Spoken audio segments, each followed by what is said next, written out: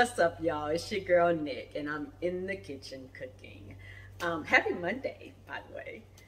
So, I used to do Meatless Monday every week. Now that's out the window. I don't even try to do Meatless Monday anymore, as long as we have one meatless day throughout the week. These days we have like one meatless day. We eat fish 2-3 times a week, beef on Sundays, steak on Sundays, and chicken the rest of the time, whatever.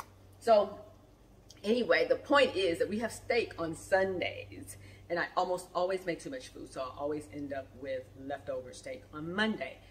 Typically, I will make something like pepper steak, beef and broccoli, you know, and some Asian fusion type of dish, but it's fall, technically, and I wanted comfort food today, so I'm making African beef stew. And of course, y'all know I'm gonna put a twist on it. I've already started cooking. Basically, I've cut up what we had last night was boneless beef ribs on the grill. So they were already cooked, super tender, taste amazing. And so today I cut those up into cubes, and I am kind of letting it I'm kind of letting it render some of its juices into some water so that I can use that in my stew. I need the broth from that with all the flavor in my stew.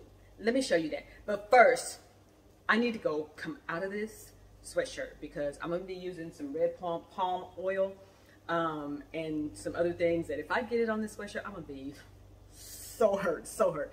So let me come out of that first, and then I'll show you what I got going on.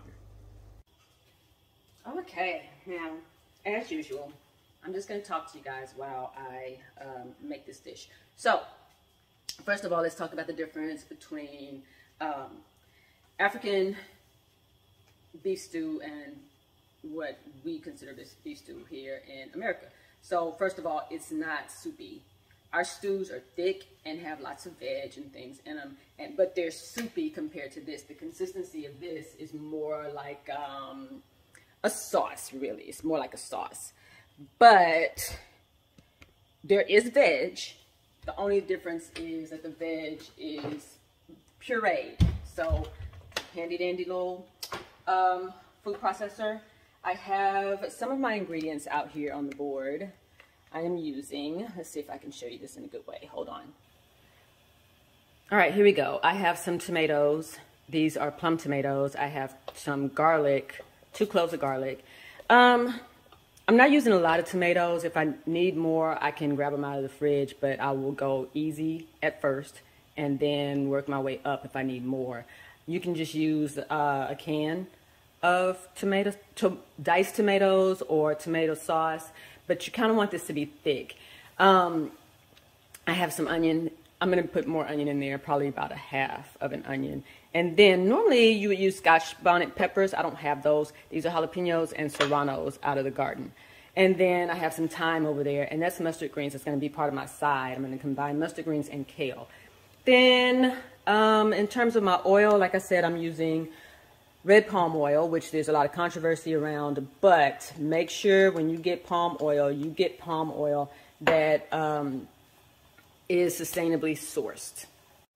Or just keep it simple and use standard vegetable oil. Of course, we have salt and pepper, and then I'm gonna use, let me see, a little bit of curry powder here. So I'm just gonna go ahead and take that out, set it up here. Now, I have my knife out, but the great thing is that I don't have to do a lot of cutting because all of these vegetables are just gonna go straight into my food processor and get pureed and yummy and delicious. And then, of course, you guys know I taste my food as I go along, so that, and I season in stages so that I can change my seasoning as needed. So I'm just gonna get going here, throwing my veg into my food processor.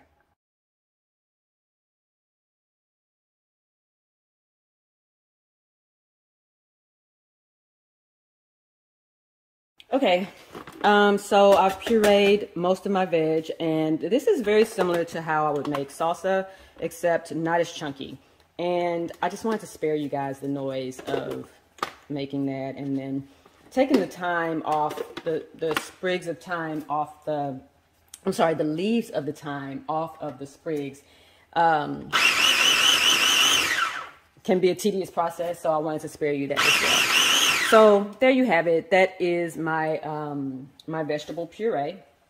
So now I'm gonna go ahead and get my pot going. So if you can see in my pan over there, those are my cubes of beef that I just am sauteing up, like I said, because I want to get just the flavor of the meat out of that. So periodically, I just keep adding water to it so that I can use that. And then over here in my sauce pot, I'm just taking some red palm oil. It's about a tablespoon of oil. It'll be enough to cover the bottom. So into my sauce pot, I have a tablespoon or so of red palm oil.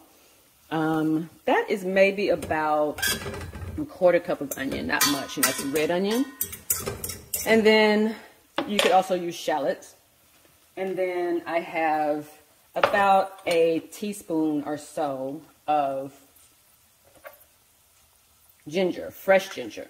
So now I'm just going to take my puree and pour that right on into my sauce pot. I like to get every little bit.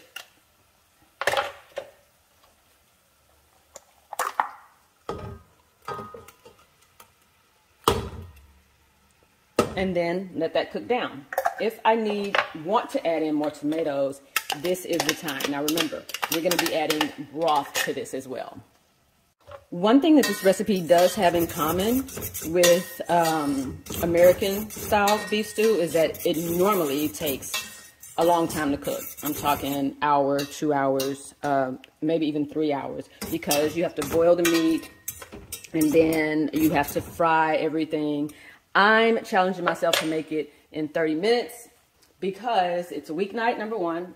And since my meat is already cooked, it's leftovers, it should not take me an hour to make it. Now, the flavor may not be as deep. However, it will still be just as delicious, especially for a weeknight meal. So I'm just going to let this go and just kind of cook down for about maybe 10 minutes or so. I'm looking for the color to change from that bright red to more of a deep red before I add my broth into it.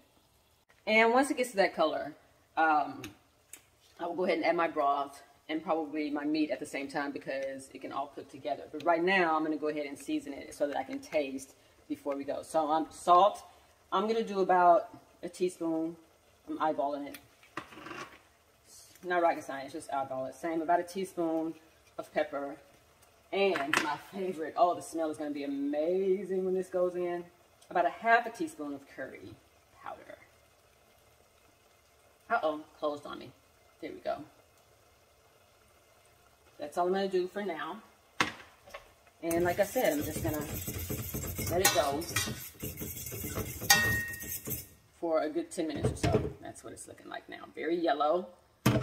Once it goes, it'll turn more deep yellow or kind of a brownish red color. All right, that's been simmering just a few minutes. I'm just going to go ahead and take a tiny little taste to try it out for seasoning. I'm going to turn it down a little bit. I had it on medium. Turn it down a little bit. Let's see.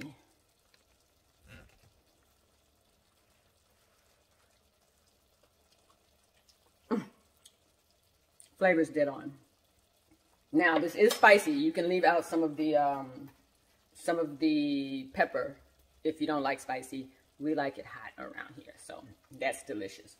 I probably will season it a little bit more, but I'm not going to do it until after I add in the beef because, again, the meat has already been cooked, so it has seasoning on it already.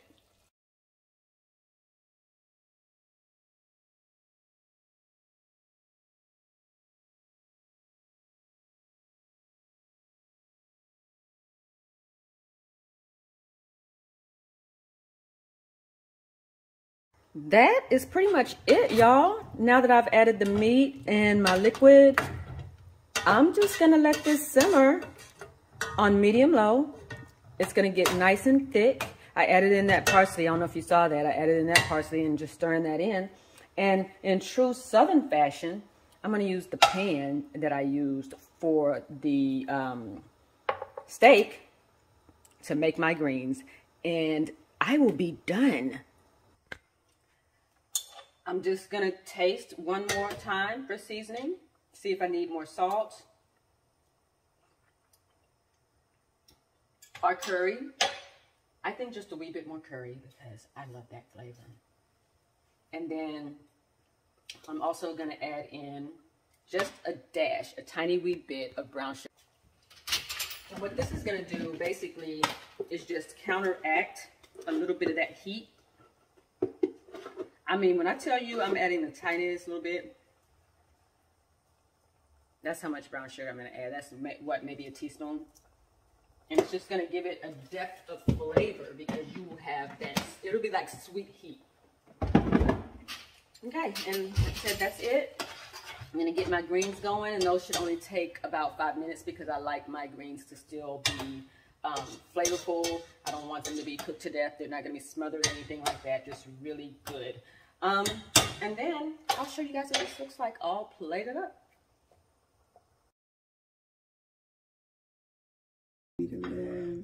She's Nigerian. Let's see what she says. It's African. Yeah, it's African. She did it, y'all. She did it.